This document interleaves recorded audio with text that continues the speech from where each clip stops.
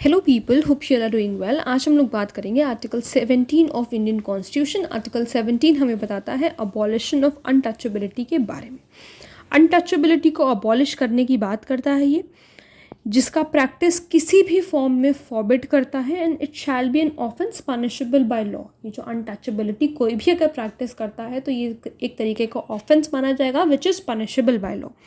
Untouchability define तो नहीं है, लेकिन मैसूर हाई कोर्ट ने एक केस में अटेम्प्ट किया था इसको डिफाइन करने का।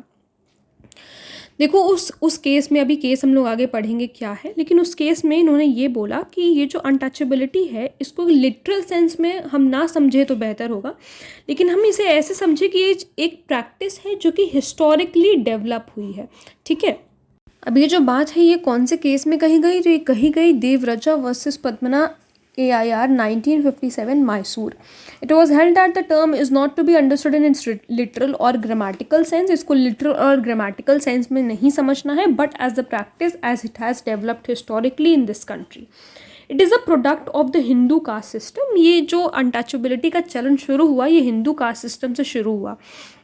अगर हम पहले की कुछ बुक्स पढ़ें तो उसमें कई सारी बातें इस बारे में करी गई हैं कि हिंदू कास्ट सिस्टम से ही ये सारी चीज़ें शुरू हुई। हिंदू कास्ट सिस्टम में ही कुछ ऐसे कास्ट के लोग थे जिन्हें हमारे जो अपर क्लास के लोग हैं, ब्राह्मण वगैरह हैं, ठाकुर वगैरह हैं, वो लोग मानते थे कि वो लोग अगर हमारे घर का पानी पी लेंगे तो हमारे घर का पानी ऐसे पता नहीं क्या हो जाएगा, अशुद्ध हो जाएगा, ये वो जो भी सारी चीज़ें, यही जो है इसी को हम लोग छुआछूत कहते हैं, अनटचेबिलिटी कहते हैं।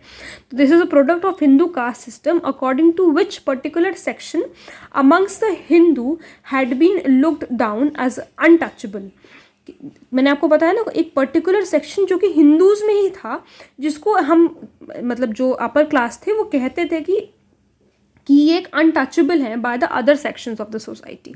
ठीक है, parliament in exercise of its power under article 35 enacted. Article 35 के अंडर जो है पार्लियामेंट ने अपनी पावर को यूज़ करते हुए अनटचेबिलिटी ऑफेंसेस एक्ट को एनैक्ट किया 1955 में। इसको अमेंड किया गया 1976 में ताकि लॉज को मतलब इनसे रिलेटेड जो है लॉज को और ज़्यादा स्ट्रिक्ट बनाया जा सके। फिर इसको दोबारा से रीनेम किया गया, यानी कि अनटचेबिलिटी ऑफेंसेस को रीनेम किया गया प्रोटेक्शन ऑफ सिविल राइट्स 1955 के नाम से।